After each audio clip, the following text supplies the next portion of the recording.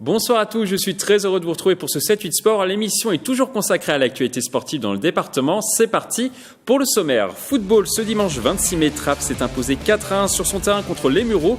Une victoire qui permet au club de monter en R2 et de prendre la première place à l'AC Boulogne-Billancourt. Les détails dans ce magazine. Foot US, samedi 25 mai, les Templiers d'Élancourt ont calé en play-off de 2e division. Ils ont été battus par les Gladiateurs de la Queue-en-Brie en demi-finale. Conséquence, les Élancourtois ne monteront pas la saison prochaine en première division. Le résumé du match. Gymnastique, les championnats de France par équipe étaient organisés pendant 3 jours au Vélodrome national de Saint-Quentin en Yvelines. Parmi les 1500 gymnastes présents, des sportifs de la GEM Élancourt-Maurepas ont concouru en division nationale 1. Le résumé de leur compétition. L'actualité sportive de la semaine, c'est maintenant sur TV 78.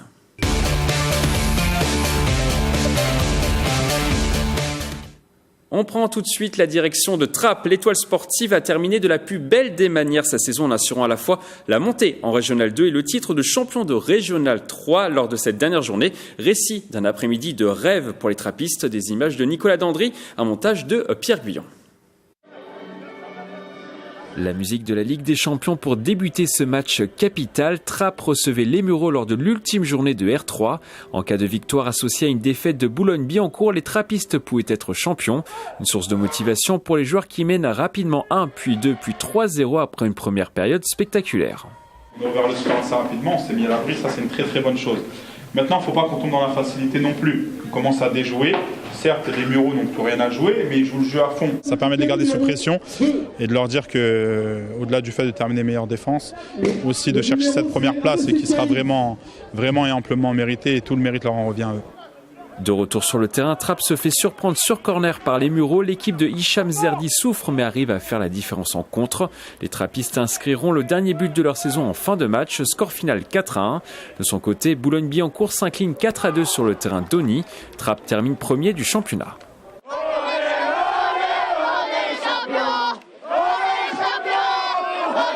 On récupère cette première place qu'on a occupée les 3 quarts de l'année, ça fait vraiment plaisir. Tout le mérite en revient aux joueurs, au staff aussi qui m'accompagne, à la direction qui m'a fait confiance cette année. Et vraiment fier aussi de terminer meilleure défense de la Ligue de Paris. Sur la saison, on a encaissé 12 buts, c'est énorme, c'est énorme, c'est vraiment peu. Et c'est une grosse saison, c'est 0,5 buts par match, c'est ce qui a fait notre force cette saison. Très fier de tant d'années qu'on cherchait ça. Le club, il y a eu beaucoup d'investissements de joueurs, d'efforts, de sueur, de rigueur et très fier de faire vraiment monter ce club, moi, l'équipe. La Régionale 2, un niveau attendu par les trappistes depuis 35 ans. Pour réussir sa saison prochaine, le staff veut conserver son groupe en y ajoutant de l'expérience, avec un objectif en tête, le maintien.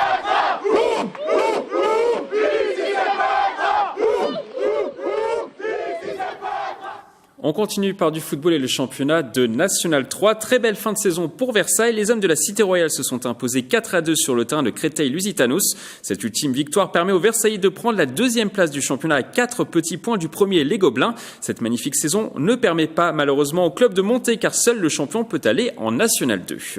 Dans le championnat de D1 de district, on jouait la dernière journée. Maurepas s'est imposé 4-2 face à Guyancourt. Le Chénet s'impose 2-1 sur le terrain de Sartrouville où domine Ardricourt 2-1.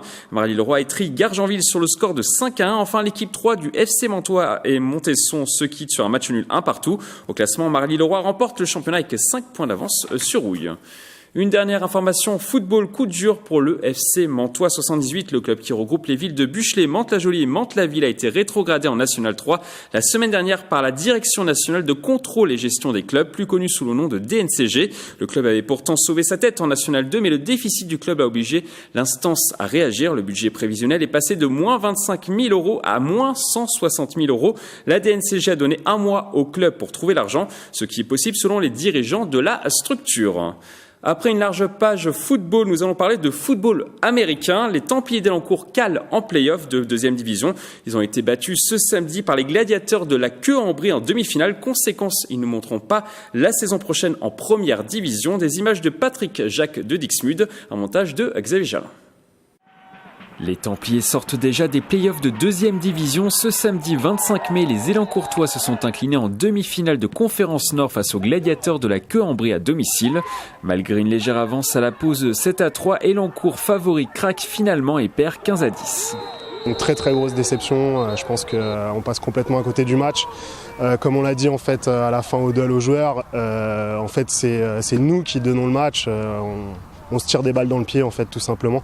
On a un problème d'attitude, de fautes répétées qui nous pourrissent la vie depuis quelques années. Il faut vraiment qu'on règle le problème parce que c'est trop triste d'avoir un potentiel comme le nôtre et d'avoir des résultats en fait aussi mauvais.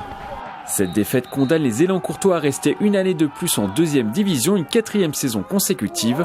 Pour se relever de cette désillusion, des nouveaux axes de travail sont déjà évoqués. On verra ça cet été là. J'accuse le coup, donc on verra ça un peu plus tard, je pense d'ici quelques semaines, en se réuniant avec les coachs, avec les joueurs. Il va falloir qu'on se parle, qu'on mette les points sur les i pour pouvoir repartir d'attaque l'année prochaine. Les Templiers d'Élancourt reprendront le championnat de 2e division en janvier prochain. L'objectif devrait être une nouvelle fois la montée.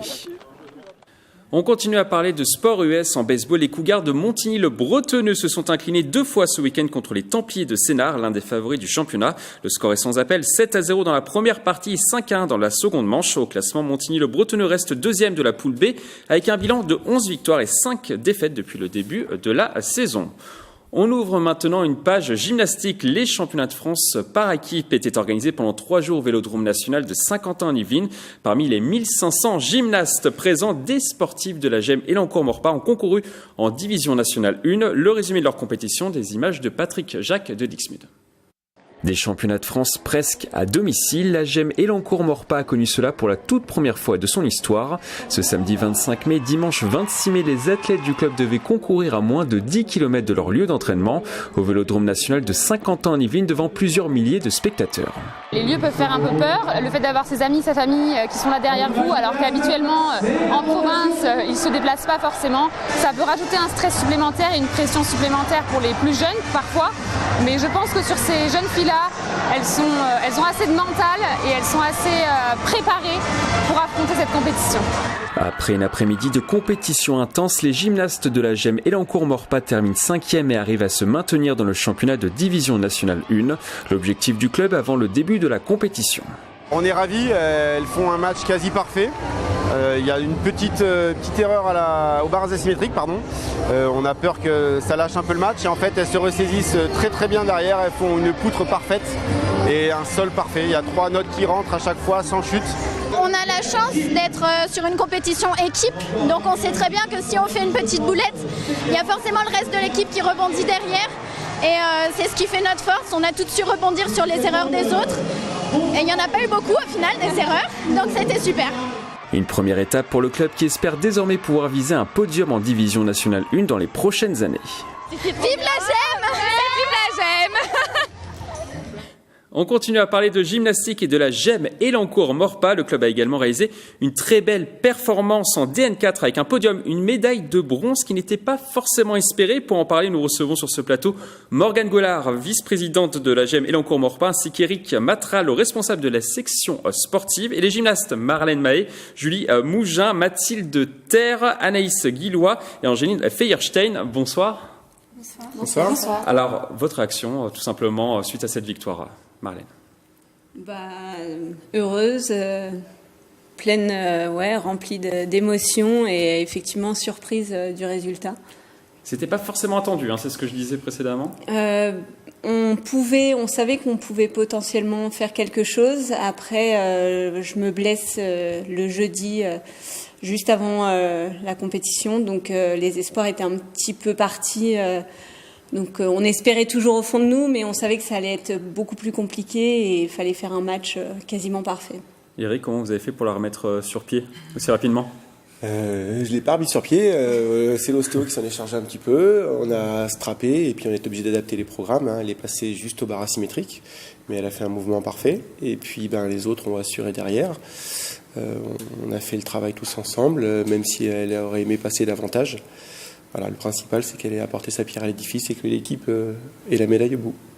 Morgane, très belle victoire, très belle 3e place. Très beau moment pour finir ce week-end. C'était la petite cerise sur le gâteau, dernier podium de la journée du week-end et on finit avec une médaille. Donc franchement, on ne pouvait pas espérer mieux pour finir ce week-end. Et qu'est-ce qui a fait la force vraiment du club sur cette compétition ? La cohésion, peut-être, l'esprit d'équipe. On avait vraiment une équipe de bénévoles hyper soudée, vraiment bienveillante, réactive, efficace. On a eu énormément de compliments de la part de la Fédération française de gym qui nous disait que voilà, ils étaient vraiment ravis d'être ici, hyper bien accueillis. Voilà, tout s'est très bien passé et c'est vrai que je pense que tout le monde avait à cœur que cet événement soit une réussite. Donc voilà, on a tous donné notre personne jusqu'à encore aujourd'hui au démontage. Mathilde, c'est également une famille, on peut le dire, la GML Encore Maurepas, c'est peut-être ce qui a fait la force du club sur cette compétition. Oui, vraiment, on avait vraiment tout le club qui nous soutenait. Parce que là, vous paraissez sérieuse, mais avant le début de l'émission, c'était un peu plus compliqué en loge. Non, le club, il est vraiment là pour nous soutenir et entre nous, même entre nous 6, on est vraiment toutes, on est toutes amies et même en dehors de la gym, du coup, c'est ça qui nous motive aussi à aller chercher la médaille et c'est ce qu'on a fait. Eric, c'est ce que vous recherchez également? Une cohésion d'équipe? Je ne sais pas si vraiment c'est ce qu'on recherche, mais on essaye d'avoir ça, de l'instaurer, de l'inculquer aux plus jeunes. Maintenant, je ne sais pas si on y arrive. Il n'y a pas de bon ou mauvais, on va dire, comportement. Voilà, on essaye, nous, de faire en sorte que les filles prennent du plaisir en salle, en compétition, et soient plus que des copines d'entraînement. Voilà. Il a fallu beaucoup travailler pour emporter cette médaille. C'est des années de travail. Une médaille, c'est, on va dire, ponctuel. Hein, ça arrive, il y a une fenêtre temporelle sur un championnat, mais il nous faut des années de travail pour avoir une médaille. Et malheureusement, des fois, en un ou deux passages, tout peut s'écrouler. Marlène, quel a été l'impact du public sur le club? C'est juste. Parce que ça peut être à double tranchant également, avoir plus de pression. Voilà, exactement. Ça peut être beaucoup plus de pression, mais ça peut aussi également beaucoup nous porter. Et là, je pense que pour le coup, ça nous a bien porté. Et on s'est senti bien sur cette compétition. On a senti, à chaque passage, on se sentait vraiment porté par le public. Et ça a été juste du positif pour le coup. Pas trop de pression. Ça n'a pas été du mauvais côté. Du positif, Eric? Oui, du positif. Je pense que ça les a transcendés. Ça aurait pu totalement les inhiber. Mais en fait, elles s'en sont servies et ça les a portés tout au long de la compétition. Et être chez soi, devant son public, c'est une force. Et elles s'en sont vraiment bien servies. Et on doit remercier aussi tout le public qui était là parce que il y avait peut-être, 300, 400 personnes vraiment qui étaient derrière la GEM au moment de leur passage à elles. Et je pense que nous, on l'a entendu d'en bas et les gyms, même si elles sont dans leur match, elles ont dû l'entendre aussi. Sur la DN1, on l'a vu, une 5e place. Est-ce que c'était une surprise ou est-ce que c'était plus attendu? C'était une bonne surprise, je dirais. Eric en parlera mieux que moi. L'objectif, c'était de se maintenir dans cette division nationale 1, donc de faire dans les 9 premières. Voilà, il fallait faire au minimum 9e. Exactement, voilà, sur toutes ces équipes. Le niveau est très élevé. On a des jeunes filles des collectifs France qui sont dans les équipes concurrentes. On a des jeunes filles étrangères qui ont un niveau national dans leur pays. Donc c'était assez compliqué, mais elles ont fait un très joli match. Comme le disait Marie, il n'y a pas eu tant d'erreurs que ça. Il y a eu 2 petites erreurs au bar, mais sur le reste, elles ont su se ressaisir et terminer la compétition. Donc on était vraiment très contents de finir 5e. Morgane, vous étiez également dans l'organisation. Un petit bilan, 1500 gymnastes, c'est ça, sur 3 jours. C'est ça, 1500 gymnastes. Est-ce qu'ils ont tous été satisfaits? Tous, je ne sais pas, mais en tout cas... Depuis ce matin, on a reçu énormément de mails et de messages très positifs de la part des équipes que nous avons accueillies, de la part des représentants de la Fédération française de gym, de la part de nos bénévoles, de nos élus. Voilà, donc je dirais que a priori tout le monde est content. Nous, on est vraiment très très heureux d'avoir fait cet événement. On a accueilli à peu près quasiment 7000 personnes sur les 3 jours. Donc, objectif rempli? Largement. Objectif largement dépassé. Donc, on ne pouvait pas être plus heureux.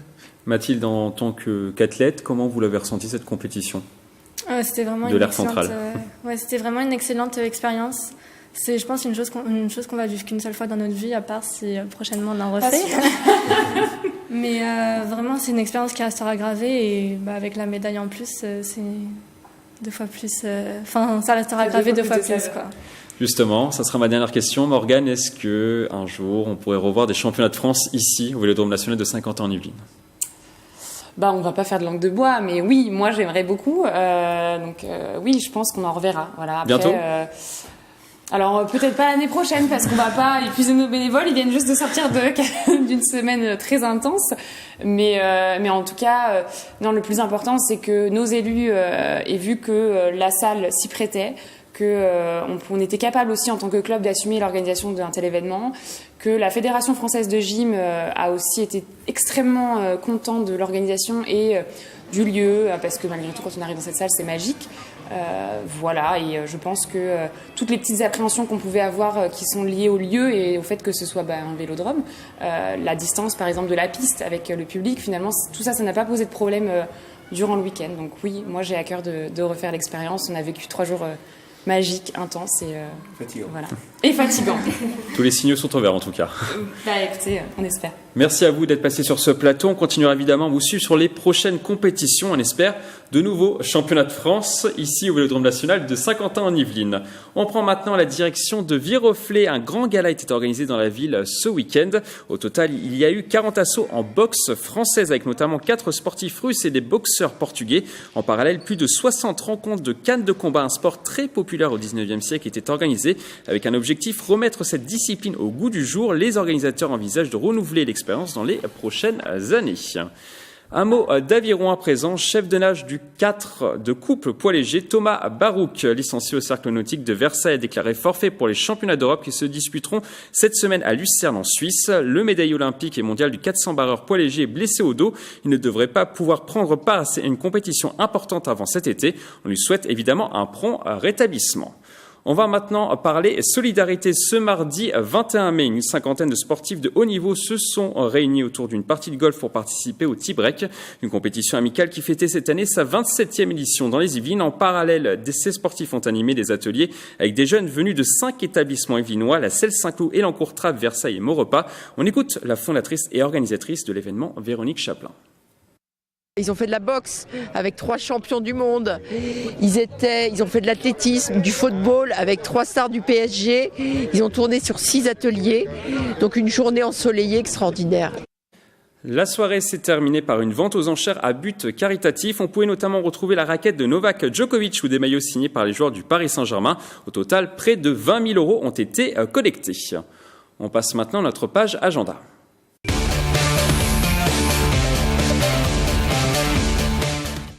On commence cet agenda par du football féminin. La Coupe du Monde féminine débute dans moins de 2 semaines et l'équipe de France pourrait briller à domicile pendant la compétition. Une sélection nationale que pourrait intégrer un jour une joueuse de l'Étoile sportive de Trappes, Océane Le Cerf. La footballeuse a été surclassée cette année en moins de 16 ans. Portrait. Oui. Océane Le Cerf, 13 ans, est l'une des pépites de l'Étoile sportive de Trappes. Sa passion pour le football a commencé à l'âge de 5 ans. J'ai voulu faire un sport et je trouvais que ce sport me correspondait bien. J'aime bien jouer au ballon et j'aime bien courir. Après avoir foulé la pelouse avec les garçons à ses débuts, la jeune trappiste joue aujourd'hui avec les filles et a été surclassée chez les moins de 16 ans. Ses entraîneurs l'ont installée au poste d'attaquante, un choix payant. Le week-end dernier, elle a marqué au match de championnat. Elle doit être à plus de 10 buts. D'accord. Et elle travaille bien. J'espère qu'elle va aller loin. Elle inspire à aller loin. Elle est vraiment douée techniquement. C'est une des meilleures dans mon groupe là. Douée techniquement et spécialiste des passements de jambes, la jeune trappiste fan du PSG est également assidue aux entraînements. La sportive joue 4 fois par semaine et n'a jamais manqué une seule session depuis sa première inscription. Jamais un entraînement, même quand elle est malade, tout ça. L'année dernière, elle était plâtrée, elle est quand même venue aux entraînements, elle a suivi toutes les filles au match, tout ça. Elle est partie les voir, elle était tout le temps avec elles, même si elle ne jouait pas. Après, elle a arrêté, non, parce que ça ne sert à rien, parce qu'elle ne voudra pas. De toute façon, si on lui dit de ne pas y aller, elle veut quand même y être. Des qualités qui lui permettront peut-être d'accomplir ses rêves et de devenir professionnelle comme ses idoles Marie-Laure Delis ou Kylian Mbappé. Au PSG ou à Lyon, c'est de bonnes équipes et j'imagine que je suis attaquante. J'ai le numéro 9 ou un numéro d'attaque et voilà. Et aussi de finir meilleure buteuse. Mais avant de viser plus haut, Océane veut avant tout marquer l'histoire de Trappes, la ville de son cœur et de ses débuts. Un autre rendez-vous qu'il ne faudra pas manquer dans quelques semaines, le 22 juin prochain, la Diagonale des Yvelines sera organisée à travers le département. Au programme, un trail de 90 km, un autre de 48 km et un dernier de 20 km. Pour nous parler de ce rendez-vous, nous recevons Alain Pelos, le président et organisateur, ainsi que Nicolas Clerc qui va participer à ce trail. Bonsoir. Bonsoir. Alors pourquoi avez-vous voulu créer ce rendez-vous ? C'est une grande première. Oui, c'est une grande première. En fait, on est avec des amis, on est des organisateurs dans l'âme, puisqu'on a depuis une quinzaine d'années, on organise des courses sur les Yvelines, aussi bien le trail du Josas, le trail des Serres, les Flambeaux, qui sont assez connus, qui est une course nocturne. Et puis, ça nous tenait à cœur de faire quelque chose qui traverse le département, parce qu'on aime notre département. On trouve qu'il y a des beaux coins à traverser et que c'était un beau challenge de traverser le département, et on est arrivé un petit peu à maturité de l'organisation pour pouvoir mettre ce genre de projet en place. Vous y pensez depuis combien de temps environ ? Ça fait bien 3-4 ans qu'on y réfléchit. Après, il fallait que tous les feux se mettent un petit peu au vert pour qu'on puisse passer le cap. Voilà, on pense qu'on est prêt pour le faire et prêt à accueillir les coureurs dans les bonnes conditions. Nicolas Clerc, ça a manqué un trail comme celui-là ? Ça manquait, oui, ça manquait un petit peu. C'est une nouvelle expérience dans le 78. Avoir l'occasion de traverser le département de Rochefort à Mantes-la-Jolie, c'est pas donné tous les jours. Donc, à découvrir des nouveaux coins. Et il y aura plusieurs courses, c'est ça ? Oui, c'est ça. Il y a la course majeure qui est le 90 km, qui est un ultra-trail. Ensuite, on qui ne sera pas pour tout le monde, celui-là. Non, qui ne sera pas pour tout le monde. C'est vrai que c'est des gens un petit peu avertis et préparés, comme l'est Nicolas. Mais il y aura aussi un 48 km qui partira de Saint-Léger en Yvelines et un 20 km qui partira de Septeuil. On va traverser à peu près 26 communes sur l'ensemble de la course. C'est vrai qu'on a eu un très bon accueil au niveau des villes pour ce genre de projet, donc c'est intéressant. Donc vous partez de Mantes-la-Jolie, c'est bien ça ? Non, on part de Rochefort en Yvelines. Rochefort en Yvelines. Et on arrive à Mantes-la-Jolie. Pourquoi Rochefort en Yvelines ? Parce qu'on voulait chercher la pointe sud du département. Et puis on a été très très bien accueillis par le maire de Rochefort, qui nous met à disposition et qui nous a accueillis dans les meilleures conditions. Et je pense que les coureurs seront accueillis dans des très très bonnes conditions. Et c'est un village qui gagne à être connu, le village de Rochefort en Yvelines. Alors il y aura de nombreuses difficultés, j'imagine. Quelles sont justement les difficultés sur ce parcours, ce 90 km notamment ? Les difficultés de ce type de parcours, c'est la longueur. C'est 90 km, on ne l'aborde pas tous les jours, ça ne s'aborde pas comme un marathon de 40 bornes, il faut courir, c'est roulant comme on dit dans le milieu, il faut courir. Alors qu'à la montagne, on a le droit de marcher. Donc les difficultés, c'est courir. La chaleur aussi, on arrive au mois de juin, mi-juin, on peut avoir des pics de chaleur. Les barbecues. Au mois de juin, c'est les barbecues. Les barbecues, c'est-à-dire les barbecues, les fêtes entre amis, donc il faut continuer à préparer avec les jours qui rallongent. Il faut continuer à s'entraîner, c'est bien ça. À préparer, voilà, à s'entraîner. Donc ça reste des difficultés, oui. Donc pas de barbecue pour vous au mois de juin ? Non, barbecue pour moi au mois de juin, c'est obligatoire, ça fait partie de l'entraînement. Le terrain sera également sec, je suppose, au mois de juin. Est-ce que c'est une difficulté ? Non, c'est mieux, au contraire, c'est mieux un terrain sec. Là, en ce moment, on a l'occasion de courir sur des courses, des courses un peu humides, donc c'est un peu plus compliqué. Donc là, c'est très bien. Justement, on le disait, tout le monde peut le faire ou pas, cette course. 90 km, on a compris qu'il fallait l'entraînement, mais est-ce que les autres distances, tout le monde, tout novice peut s'inscrire ? C'est une question de préparation. Voilà, c'est une question de préparation. Il vaut mieux commencer par la petite distance si on veut finir. Après, augmenter en termes de kilométrage. Tout le monde pourrait faire un 90, mais après, c'est une question de comment on le vit jusqu'à la fin. On peut le finir en marchant si on veut, mais il faut repartir après le lendemain. Il faut aller travailler, puis il faut garder le goût du plaisir. Donc oui et non. La question c'est oui et non. Vous attendez combien de personnes sur cet événement ? On attendait à peu près 500 personnes sur cet événement. C'est une première.